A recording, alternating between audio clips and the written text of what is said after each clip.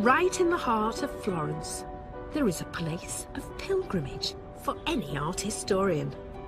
Stretching across the Ponte Vecchio above the heads of the bustling tourists lies the Vasari corridor.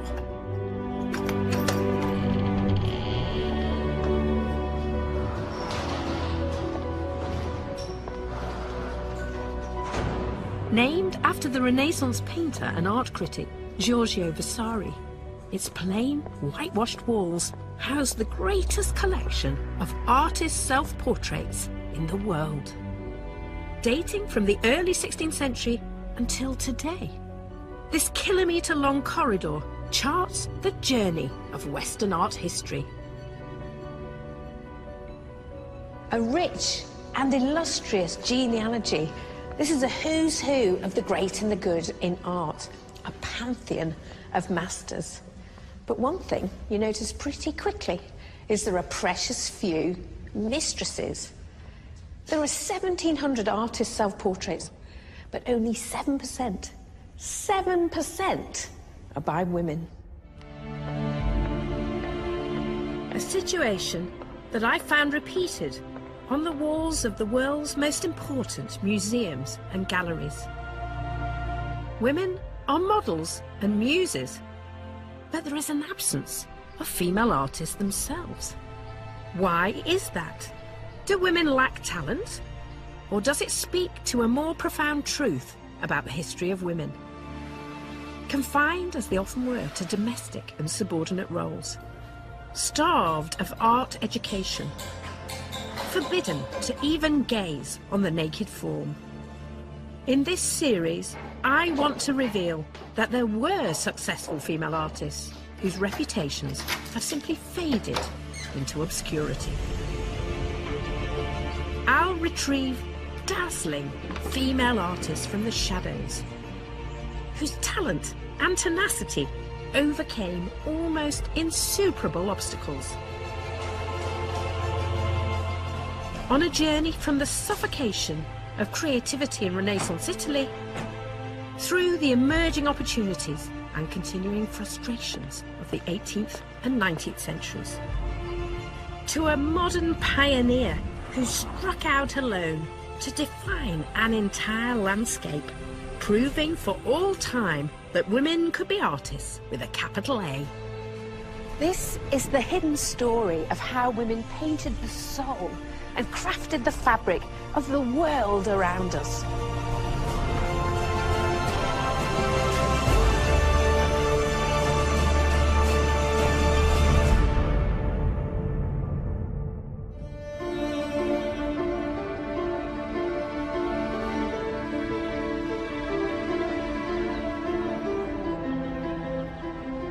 Florence, cradle of the Renaissance, where our notion of Western art was born.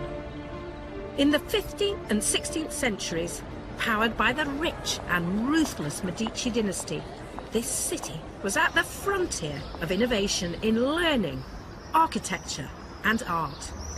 The word Renaissance means rebirth, but was it only engendered by men? If you look about the public spaces, the piazzas, the monuments, the palaces of Florence, you'd certainly think so, because there's a potent sense of masculinity. Male bodies everywhere. Virility, male dominance. Of course you could see images of women, goddesses, nymphs, saints and whores. But these were the creations of male artists. Flesh and blood women were all but invisible. 500 years ago, no respectable Italian woman would be seen on these squares except en route to church. Iron virtue, modesty, obedience. These were the qualities demanded of Renaissance ladies. They had to keep their individuality hidden behind a wall of decorum.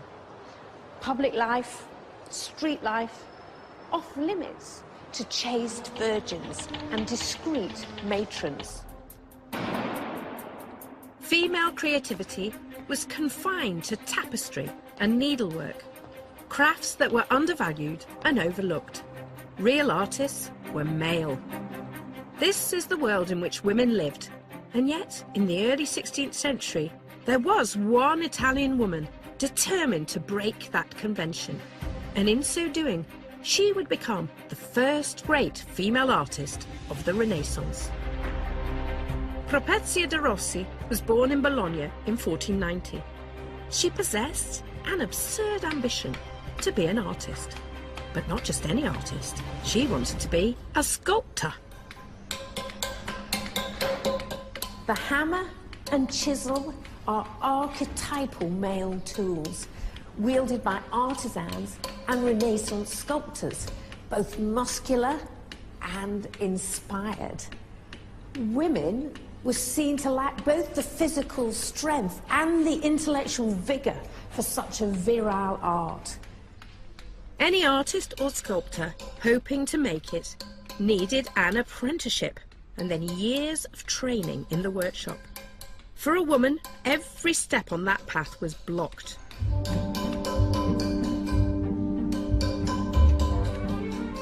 We don't know whether de Rossi railed at her exclusion from the workshop.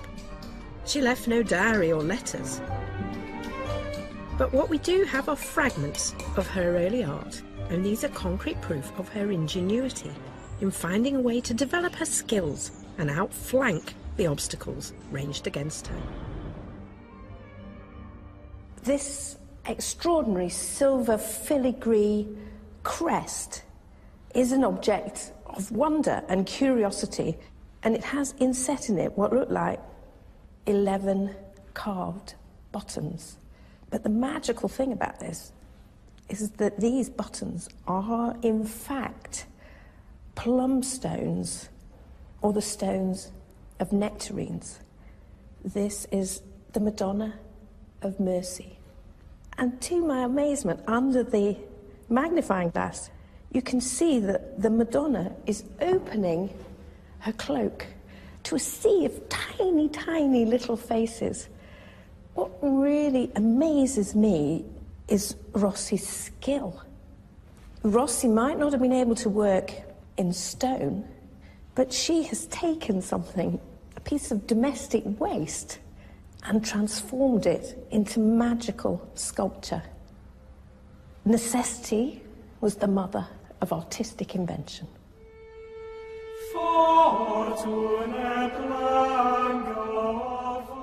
By 1525, aged 35, de Rossi had honed her skills and audaciously entered a competition against her male contemporaries to become one of a select team of sculptors working here in the Basilica of San Petronio, the main church of Bologna. And she won.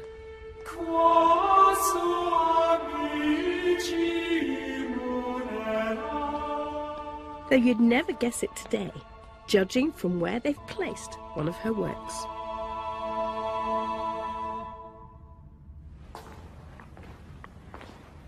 And here, tucked away in the corner of the church, beside the postcards, is Propecia de Rossi's masterpiece in marble.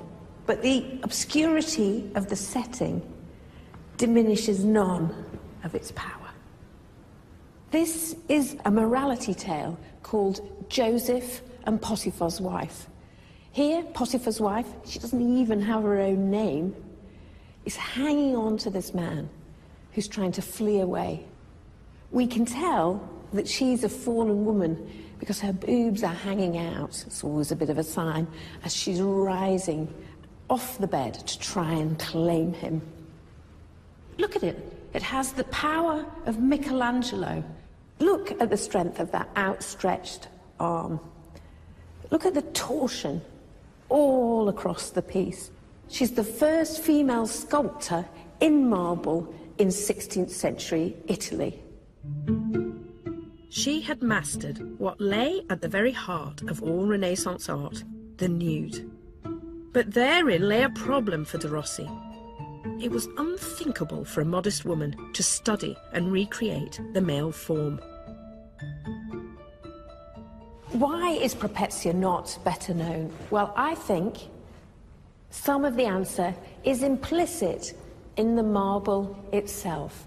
She has shown a brilliant understanding of anatomy, even down to this bisected calf muscle. And Propecia must have known everything about the male body in motion. In short, she knew too much. She damned herself in stone. Propecia de Rossi was competing on male turf. Backlash from the artistic fraternity was inevitable. First problem with all artists, men or women, is jealousy. And in fact, she had a main opponent, personal enemy, who was Amico Aspertini. Amico Aspertini was another artist, and he was always gossiping very, very badly about her. So what did he say about her to slur her reputation? He said he was pretty of a bitch. A bitch? To do a man's work in a world populated by men needed to be very determined, to know what you want to do, and especially to be very skilled. She was determined and she got what she wanted. Well, not quite. Facing increasing attacks on her character and reputation, de Rossi retreated from public works. And in 1530, just 5 years after working on the church, she died penniless and alone in a pauper's hospital. A wretched end for a woman who the great art critic Giorgio Vasari included as the only female amongst 142 artists in his hallowed tome, Lives of the Most Eminent Painters, Sculptors and Architects. As he lamented, If only she'd had as much luck and support as she had natural talent. She who now lies buried in the shadows of obscurity would have equalled in fame the most celebrated workers in marble. Propecia's fate epitomizes the risks female artists faced in the Renaissance. How many other women dared to make a name for themselves in art? There is a group of art historians in Florence who are working tirelessly to find those who did take on the challenge, to prove that women did play a significant role in our art history. You just need to know where to look.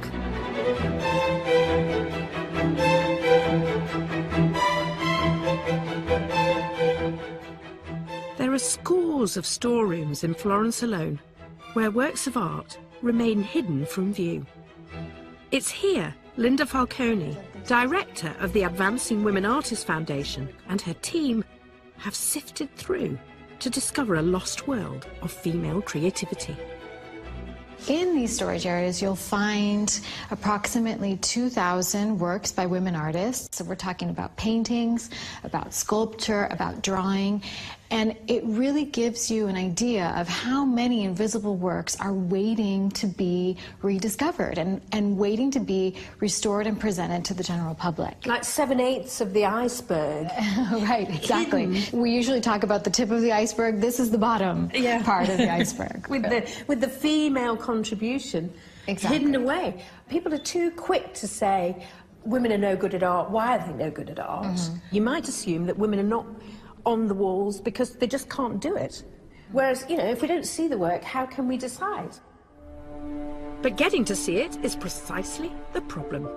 Most female artists did not have the stomach to fight it out in public, choosing instead to practice their art behind closed doors. There was one sanctuary where female creativity was protected, nourished, even celebrated: the church. For a glimpse of the possibilities, Linda's diplomacy has got me access to the monastery of Santa Maria Novella. So behind the walls of monasteries and ex-nunneries, there is the hidden art of religious women. Definitely, and it was actually one of the easiest ways in which a woman could produce art was through convent life.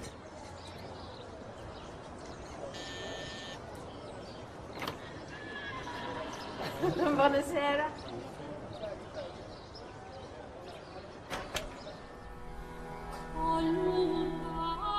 While to us the convent might suggest confinement and constraint, for women in the Renaissance it could be a place of liberation. Relieved of the demands of family and living apart from society with its rules and expectations, entire communities of women could devote themselves to learning, literature, music, textiles, and art. In this monastery lies a work by a nun, Sister Plautilla Nelli. It has remained hidden from public view for over 500 years and now can be found in the monks' dining hall. Wow, it's immense. I think that's the biggest painting by a female artist I've ever seen. It's 7 meters long. It's the only Last Supper by a woman artist that we know of. The courage that a woman would need to face a theme like this. We are talking about a masculine theme. It's the highest sort of honor that a painter can bestow upon himself. Let's put it that way. So for Nelli to face this theme is significant in its own right. But look closely at the male figures. They are noticeably feminine. A stark reminder that Nelli had no access to male models. Naturally, she relied upon the world around her, a world of women. Think about the scale and spiritual importance of this painting. You can see that separated from the strictures of society, a female artist could have the same artistic ambition as a Leonardo da Vinci.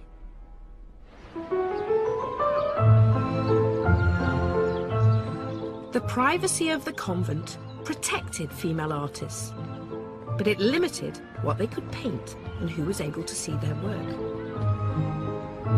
There was, however, another haven for female artistry, one that offered protection whilst holding the keys to untold privilege and prestige. After the church, the most influential patron of art in the Western world was the court, and no 16th century court was more powerful than that of King Philip II of Spain. But success as a court artist required both talent and political nous to navigate a glittering but cutthroat world. Sophonisba Anguissola was to prove a cool tactician. She was born into minor, impoverished nobility in northern Italy, but she made it from there to the very heart of the Spanish court. Sophonisba Anguissola was born in 1532, the eldest of 6 sisters. With no money for dowries, her father trained them all to be exceptionally accomplished instead. He proudly boasted of Sophonisba's skill to Michelangelo himself, sending her sketch of a laughing child as proof. But the master wrote back, could the teenager tackle a trickier subject, the crying child? And this is the magnificent result. It showed her talent for capturing the life of her subject, and she would go on to be a pioneer of an entirely new genre of informal intimacy, known as the conversation piece. I'm looking at Sophonisba Anguissola's masterpiece, The Chess Game. It's a group portrait of her 3 sisters, and the individual personalities shine out of this painting. My absolute favourite is cheeky little Europa in the middle. They're playing the great game of strategy and tactics, chess. Here Lucia has taken the queen. And interestingly, it's only in the Renaissance that the queen becomes the most powerful piece on the board. Surely Sophonisba is telling us that women